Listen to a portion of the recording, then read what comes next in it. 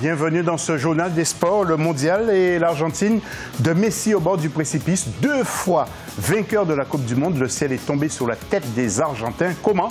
Réponse après ça.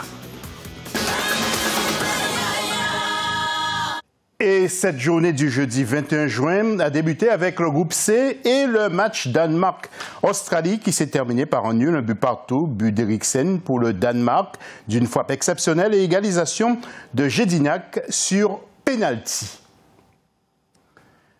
Le second match avec bien sûr la journée groupe C avec France-Pérou qui s'est soldé par une victoire de l'équipe de France 1-0, but de Kylian Mbappé. Le jeune gardien péruvien Pedro Gallese n'y pouvait rien contre cet assaut mené par Giroud dans un premier temps.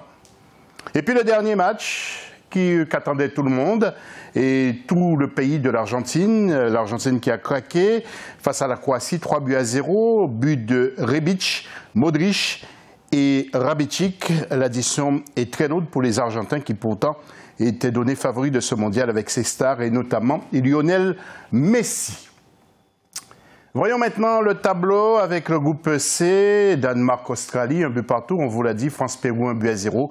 La France est seul leader, prochaine journée le 26 juin, avec notamment Australie-Pérou et Danemark contre la France. En groupe D maintenant, avec donc la victoire de la Croatie face à l'Argentine, 3-0, vous voyez le classement. Et en tout cas, il faut vraiment attendre le troisième match où tout peut se jouer pour la deuxième place. Ce sera le 26 juin avec Islande-Croatie et Nigeria contre l'Argentine. L'homme du match, c'est Jérôme Boateng, défenseur central. Il est allemand, né à Berlin, mais d'origine ghanéenne. Il est capable de jouer à n'importe quel poste en défense. D'ailleurs, Manchester United voudrait l'enrôler pour plus de 57 millions, demi-frère de Kevin Prince Boateng, qui lui joue pour le Ghana, champion du monde en 2014. Il n'a que 29 ans, il mesure 1,92 m. Il aime les voyages et a joué dans plusieurs clubs allemands et en Angleterre notamment avec Manchester City.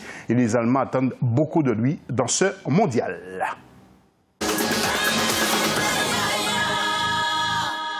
Et plusieurs matchs prévus ce samedi 23 en groupe F et G avec un Belgique-Tunisie. Les détails avec Slamlo Victoria Sedji. Ce 23 juin, une seule sélection africaine sera présente sur les pelouses du Mondial 2018 qui se joue en Russie. Il s'agit de la Tunisie, membre du groupe G, qui affrontera à 14h GMT la Belgique, tête de liste. Les Aigles de Carthage joueront leur deuxième match après s'être inclinés lundi 18 juin face à l'Angleterre 1-0. Également en lice, la Corée du Sud et le Mexique, issus du groupe F, s'affronteront à 17h GMT.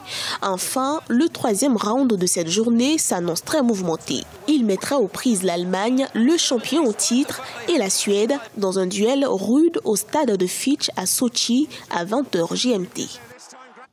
Et les duels maintenant avec d'abord le groupe F où nous voyons Corée du Sud-Mexique. La Corée du Sud possède encore une infime chance de se qualifier et le Mexique voudra conforter sa place de leader du groupe E. Le rempart devrait être Ochoa, le gardien. Le Mexique est 15e au classement mondial. Allemagne-Suède, les Allemands se plaignent sur le choix de l'hébergement. En cas d'échec, le bouc émissaire est tout trouvé.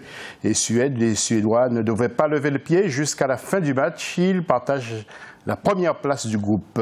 Et puis en groupe G, Belgique-Tunisie. Et les Belges qui doivent montrer mieux que lors de leur premier match. Belgique 3e sur l'échelle de la FIFA.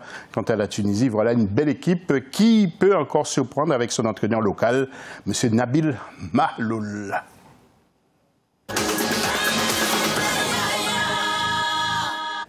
Et n'oubliez pas de donner vos pronostics sur nos plateformes en groupe G, 12h GMT à Moscou, Belgique-Tunisie, en groupe F, 15h GMT à Rostov, Corée du Sud-Mexique, et en groupe E à 18h GMT à Sochi, Allemagne-Suède. Vos réactions sont attendues sur les plateformes de la chaîne, donc Facebook et Twitter, Africa 24 TV. Et direction la RDC maintenant pour connaître le passé du pays en Coupe du Monde. Cette histoire nous est racontée par Slamlo Victoria Sedji.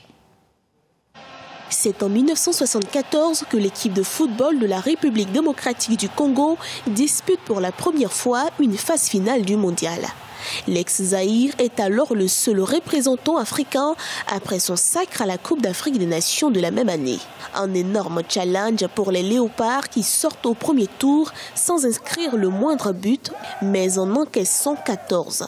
Éliminés 11 fois au tour préliminaire comme en 2018, les Léopards atteignent la 28e place du classement FIFA, Fédération internationale de football association, devant les Pays-Bas en juillet 2017. Un record historique pour les poulains de Florent Ibenge. Fin de cette édition, bonne Coupe du Monde et je vous rappelle qu'une équipe du continent est déjà éliminée de ce mondial. Il s'agit du Maroc. D'autres infos dans notre prochaine édition. À demain.